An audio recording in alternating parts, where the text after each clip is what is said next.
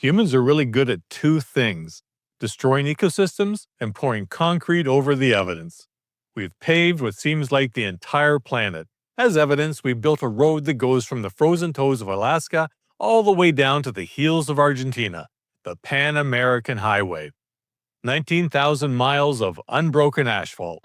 Well, almost, except for this part right here, the Darien Gap, a 60-mile break in the chain where the road just stops. Now, if you watch shows like Pluribus, they'll tell you this is a place for a spiritual journey. They frame it as a challenge for the rugged individualist to find himself. In reality, the Darien Gap is a biological airlock designed to unalive you. It's the bouncer at the Club of South America, and you're wearing Chuck Taylors and not Gucci's.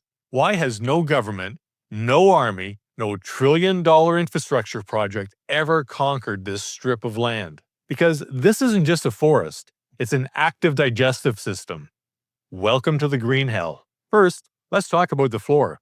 In a normal forest, the ground is, generally speaking, solid. In the Darien, the ground is a concept that the Atrado swamp just does not respect. This is the Atrado. It receives some of the highest rainfall on the planet Earth, sometimes reaching 470 inches per year. The result isn't mud. It's a non-Newtonian fluid made of rot and despair. For those who skipped high school physics, think of oobleck, cornstarch and water, simple mixture. It breaks the rules, though. If you run fast, it turns into a solid brick. But if you stand still, you sink like a stone in soup. It creates a vacuum seal around your legs, basically quicksand's angry, drunk cousin that fights back when you struggle and consumes you when you surrender. And it swallows everything. We tried to build a road here in the 1970s, and the swamp ate the bulldozers. And while you're stuck there, looking like a carrot planted in poop, you realize the real problem isn't the terrain. It's the tenants. Yeah, some of the nastiest things on earth are there. Meet the fer de lance, or as the locals call it, equus. In the world of snakes, most species operate on a "you leave me alone, I leave you alone" policy. They run away. Yeah, but this thing, the fer de lance, does not run away. It is not afraid of you, and if you had any sense at all, you'd be very afraid of it. The fer de lance is responsible for the vast majority of snakebite deaths in this region because it's highly venomous, incredibly fast, and seemingly offended by you having a pulse. Okay, let's say you have some common sense, and you see this snake. You panic, that's sensible, but then you slip into the aforementioned Atrado swamp of sadness. Instinctively, you reach out to grab a tree. Congratulations, you've just high-fived the black palm, also known as the chunga. This tree is covered in hardened bacteria-laden needles. It's a botanical iron maiden that charges you for the hug with a currency called sepsis. And she'd be nastier than your ex that time you accidentally turned off the location sharing. And I don't mean needs a band-aid nasty. I mean the spines snap off under your skin, acting as dirty hypodermic needles for gas gangrene and the like. And you're just going to have to trust me on how terrible these images are behind me, because YouTube does not like it when we show stuff like this. Anyway, it doesn't just get infected, it ferments and stews and turns your muscles into a bubbly, necrotic, and very stinky soup. And the only cure usually is removing the part of you that is now soup. But by that point, you're more than happy to part ways with your stanky leg.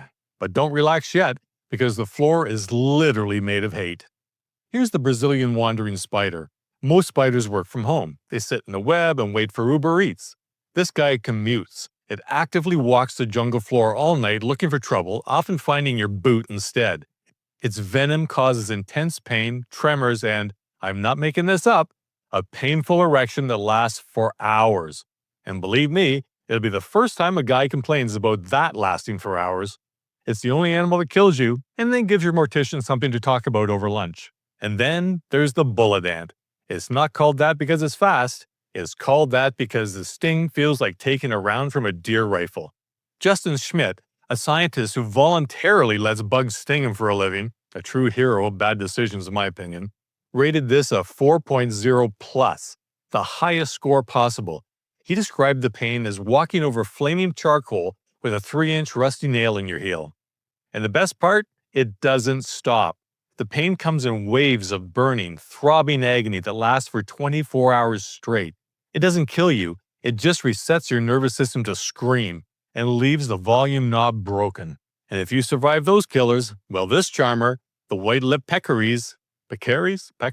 I'm not sure. Whatever. Is waiting for you next. You might see a pig and think, Hakuna Matata. Do not do that. And yes, I know I have the wrong continent with that reference, but let's go with this, shall we, people? Think homicidal bacon. These things don't travel alone. They travel in herds of up to 300. That isn't a herd. That's a riot looking for a cause.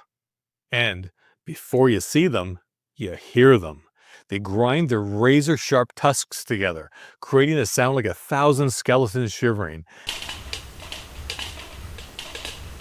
And unlike most animals that run away when startled, these guys have a stand your ground law written into their DNA, just like that bastard snake.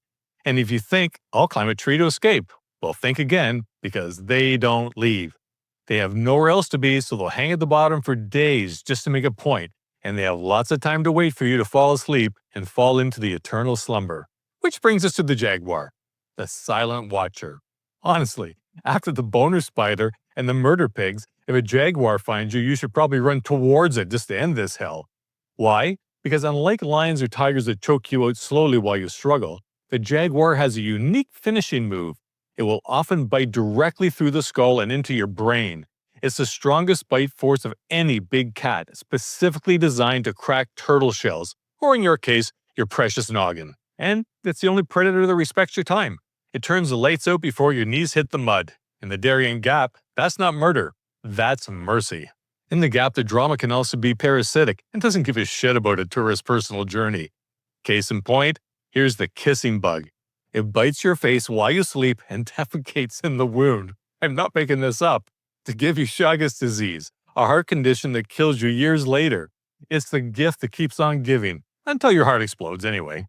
Speaking of things that get under your skin, I want to know, if you had to choose one, would you rather be taken out by the fer de lance, quick painful death, or the kissing bug, slow poopy death? Type Team Snake or Team Poop in the comments. It helps the algorithm, which is the only predator hungrier than a jaguar. Alright, let's get back to the Gap. Then there are the sandflies. These guys carry leishmaniasis. Gotta be careful how you say that. Also known as white leprosy. It's a flesh-eating parasite that commonly causes skin sores, but there's a nasty variety that can actually dissolve your nose and throat. And I don't mean it gives you a runny nose. I mean it eats the cartilage until your face collapses. And I won't be showing you that, or YouTube will shut me down forever for sure. It's the only time nature plays I got your nose and actually keeps it. If you catch this, you aren't just fighting for your life, you're also fighting for your ability to ever wear sunglasses again. But the human botfly? The botfly is a lazy mastermind. It knows it's too fat and loud to land on you unnoticed, so it outsources the job. Sneaky bugger. It catches a mosquito in midair, literally hijacking a smaller plane, and glues its eggs to the mosquito's stomach.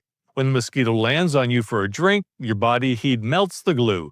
The eggs hatch, and the larvae drop into the bite hole.